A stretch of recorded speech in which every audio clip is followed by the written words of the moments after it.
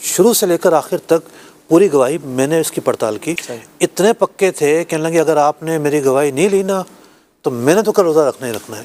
अभी जो ईद का चांद आ रहा है ये 3 डिग्री पर है। टेलीस्कोप से भी नजर नहीं आ सकता। जो 29 को होगा जी।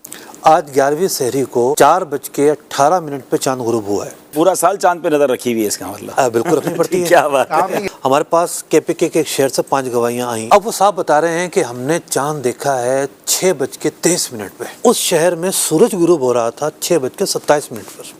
ग्रुप से पहले ही देख लिया। ग्रुप से पहले देख लिया। पॉसिबल ही नहीं है। अच्छा, पहली तारीख का चांद इतना बारीक चांद कि जो 1% विजिबिलिटी है वो नजर आ ही नहीं सकता ग्रुप से पहले। अच्छा मुफ्ती साहब, एक सवाल और भी चल रहा था कि बांग्लादेश और इंडिया वगैरह में चांद नज़र नहीं आया तो फिर पाकिस्तान में वो भी सिर्फ एक शहर में कैसे नज़र आ सकता है? देखिए, बुनियादी कन्फ्यूज़न यही है कि हमें चांद से मुतालिक ज़्यादा मालूमात नहीं है और इसमें एक बहुत बड़ा अंसर हमारे मीडिया का भी है कि ये हक़ाइक़ पर डॉक्यूमेंट्री नशर नहीं करता, लड़ाने की जो ना वो फ़ज़ा ज़्यादा कायम करता है। अगर वह स्पेस दे, हक़ाइक़ को स्पेस दे और वो उलमा जो इस फ़न पे महारत रखते हैं वो आके चीज़ों को बयान करें तो एक राय अम्मा हमवार हो गई जी। बहुत मतलब फीडबैक लोगों तक जाएगा, हकीकत जाएगी। आज 11वीं सहरी को 4:18 पे चांद गुरूब हुआ है।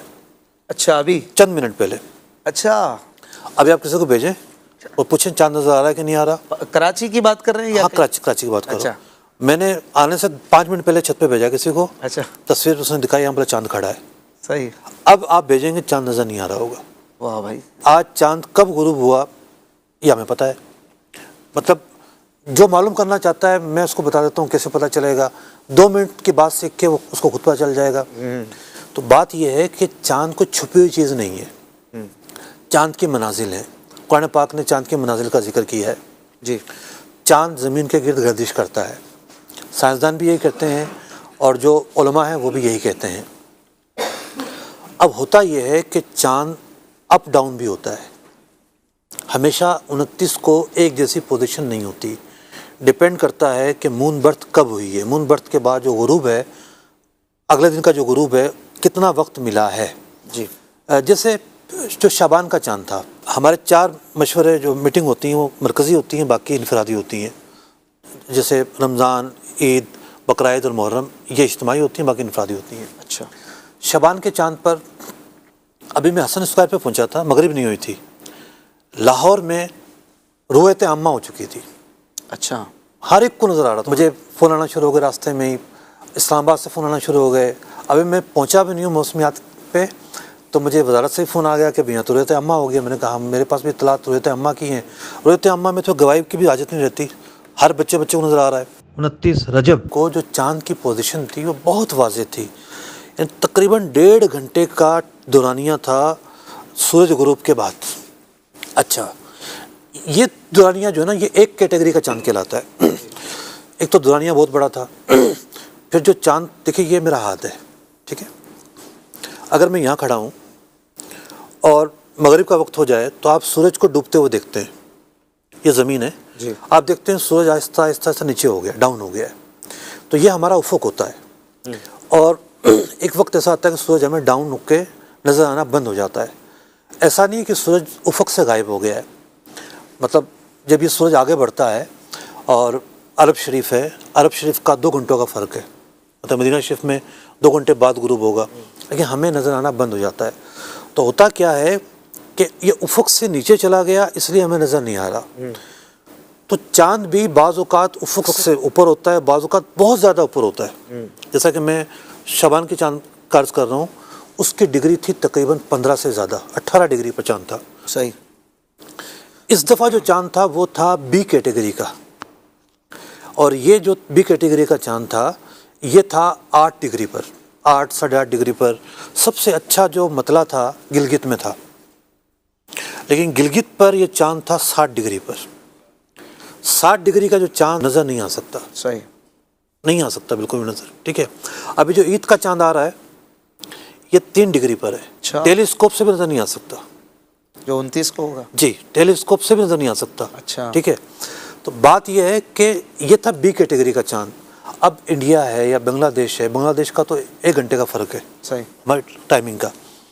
यानी वहाँ चांद जो तुलू हुआ है 11:30 बजे, मतलब मून बर्थ हुई है, हमारे यहाँ 10:30 बजे हुई है, हमारे यहाँ 1 घंटा ज़्यादा मिला, वहाँ 1 घंटा कम मिला, डिग्री में भी फ़र्क आ जाता है। सही। तो बी कैटेगरी का जो चांद है उसके लिए 1-1 मिनट अहम होता है, फिर मतले का हिसाब होता है। यानी आसान लफ्ज़ों में जब पाकिस्तान के मुख्तलिफ शहरों के अंदर ही कहीं अबर आलूद है और कहीं क्लियर है तो दूसरे मुल्क की मिसाल तो बनती ही नहीं है ना। अच्छा, ये बनते नहीं है। दूसरी बात ये कि चांद एक कैटेगरी का नहीं था।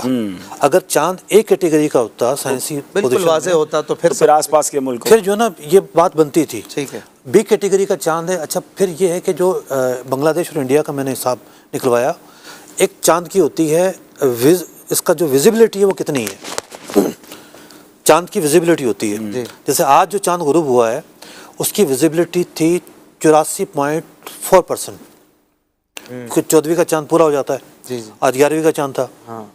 तो 84%, 84.5 पूरा साल चांद पे नजर रखी हुई है, इसका मतलब बिल्कुल रखनी पड़ती है। क्या बात काम ही है। सुभान अल्लाह। कुल्ले फन्ने रिजाल। अच्छा, अब ये जो चांद था अभी, इसकी विजिबिलिटी थी पाकिस्तान में 1%, लेकिन इंडिया और बांग्लादेश में 1% से भी कम थी उस दिन। सही। ठीक है। और अब जो ईद का चांद आ रहा है इसकी है 0.2%। बहुत मुश्किल है, जो मतलब बता लग रहा है कि 30वां दिन होगा। 0.2%। ठीक है। तो जब विजिबिलिटी में फ़र्क आ रहा है इंडिया पाकिस्तान में, और बी कैटेगरी का है, तो देखें फ़ुकाए कराम ने जो मसाइल बयान किए किताबों में, क्या उन्होंने ये मसाइल बयान नहीं किए कि किसी एक शख्स को नज़र आए तो ये हुक्म होगा? क्या हमने ज़ाब्ते नए ईजाद करने हैं या जो फ़ुकाए कराम लिख चुके हैं उन पर अमल करना है? उन्हीं पर। अगर मामला अकल का होता तो वो फ़ुकाए कराम भी फरमाते हैं कि जनाब एक को कैसे नज़र आ सकता है। बाज़ पोजीशंस ऐसी होती हैं, 29 का चांद ज़न्नी होता है, आपको ज़न्नियात पर चलना पड़ता है। रोयत अम्मा ज़न्नी नहीं है, मतलब हर एक को नज़र आ गया है। बाकी जो गवाही होती है, 2 की गवाही होती है, मतलब साफ़ है तो जम्मे गफ़ीर की गवाही होती है। चूँकि अबर आलूद था, भावलपुर से हमने गवाही ली, और ये A to Z शुरू से लेकर आखिर तक पूरी गवाही मैंने इसकी पड़ताल की, अल्हम्दुलिल्लाह, उसकी तफ्तीश की। हम राब्ते में थे मुफ्ती साहब से। 1 घंटा हम इंगेज रहे। अभी देखिए हमें मतलब जो काजी या जज होता है वो अपने दिल के अंदर शक रख के जरा करता है, हो सकता है ऐसे ही ना कह रहा हो। जी जी। हमने उनसे पूछा कि आप कौन, कहाँ से, कैसे, इतनी देर से फ़ोन क्यों किया? अच्छा, बड़ी हैरत की बात यह है कि हाँ 1 घंटा तक तो कुछ हुआ ही नहीं। मतलब हमारे पास पूरा एक नेटवर्क बना हुआ है, हमने अपने ज़िम्मेदारान का नेटवर्क बनाया हुआ है। शुबा जो तोक़ीत है हमारे पास, गिलगित से लेकर आप चले जाएँ थरपारकर के भी मुख्तलिफ शहर और दाल बदीन तक की तस्वीरें आ रही थी। ये दावत इस्लामी के नेटवर्क की बात हो रही है। जी हाँ, अल्हम्दुलिल्लाह, माशाअल्लाह। महकमा मौसमियात का नेटवर्क मौजूद है, हमने अपना बनाया हुआ है। अगर हम किसी का क्रॉस चेक करना चाहें तो हमारे पास कुछ तो शवाहिदात हों, हम बर वक्त वहाँ के उलमा से रब्ता कर सकें, तो पूरा साल ये नेटवर्क काम करता है। 12 के 12 महीने काम करता है। मतलब मेरे पास जो तस्वीर आई, केमथर एक गाँव है, उमरकोट से आ गए, मिट्टी से, उसके बाद खुशदार से, ग्वादर से, दाल बदीन से, चागी से, मतलब वो ज़हरा सितारा तो नज़र आ रहा है लेकिन चांद उन्हें नज़र नहीं आ रहा था। कराची की पोजीशन भी ऐसी थी, ज़हरा सितारा था, चांद नज़र नहीं आ रहा था। ज़हरा सितारा करीब तरीन सितारा है? ना बहुत ऊंचा था। अच्छा, सिम तकरीबन एक जैसी थी। सही। ज़हरा तो बहुत ऊपर था और चांद यूँ था गोया कि आप छत के ऊपर कुछ देख रहे हैं। सही। आपको यूँ नहीं करना था, बस थोड़ा सा यूँ करते, अगर मौसम साफ़ होता तो नज़र आ सकता था। सही। लेकिन पूरा जो साहिली इलाका है, यानी ये जो ज़्यादा चांस होता है यहाँ पर, पसनी और ये जो गवादर, पूरे पर बारिश थी। सही।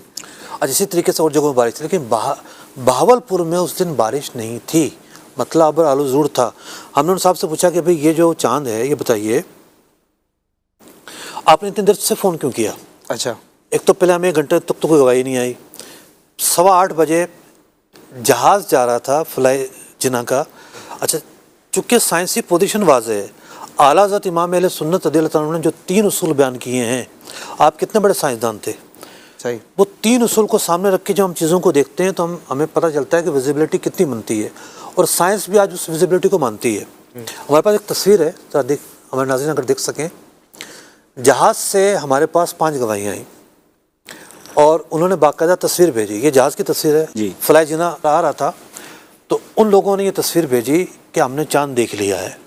हमने कहा कि भाई देखें, अयूब खान के ज़माने में मसला ज़ेर बहस आ चुका है, उस ज़माने में रोयत हिलाल कमेटी नई नई बनी थी और ये मशवरा आया था कि भाई एक जहाज़ उड़े आसमान पर जाए और ये वहाँ से देख कर आ जाएँ। उलमा ने मना कर दिया, नहीं, हम ज़मीन के मुकल्लफ़ हैं। अच्छा, अगर हम आज ये गवाही ले लेते हैं तो कल फिर हम पर वाजिब हो जाएगा कि हम जाएँ ऊपर, जब हमें नज़र आ सकता है तो क्यों रोज़ा ना करें। तो ऐसा मुकल्लफ़ शरीयत ने हमें किया नहीं है कि आप हवा में जाके उड़ो। हमने कहा कि बड़े उलमा से डिस्कस करते हैं। मुफ्ती मुनीर रहमान साहब से बात हुई, उन्होंने कहा कि नहीं, ये गवाही नहीं मानी जाएगी।